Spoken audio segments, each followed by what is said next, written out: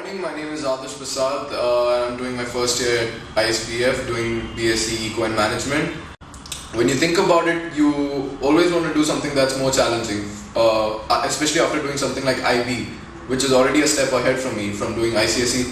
It felt right only to do something which was, if not the same level of difficulty, it should at least be, it should have been better.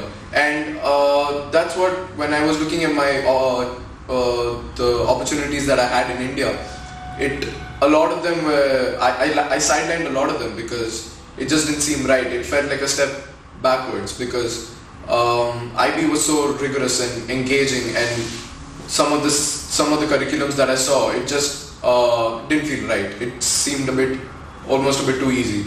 And that's when I came to ISBF because I'm getting the same level of education that any University of London affiliate centre is offering, be it LSE or be it anywhere in Singapore. So it's actually it's what I believe it's what should be done. You know, after doing a course like IB, it doesn't make sense to do something that's easier. And the transition has been very smooth because IB literally prepares you for college. It's just not about giving you an education for 2 years. It's actually preparing you for college.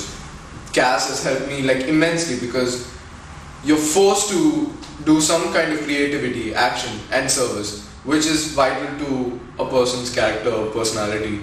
It's actually made me a better person. And after joining ISBF, I'm now part of the co-council. I'm associate vice president of the co-council, which is, I would say, partly because of the exposure I've got during IB. So, and also the way the answers are expected, the teaching methodology, it's very similar to IB, which has actually helped me if you compare students here who've come from other syllabuses who struggle of sorts.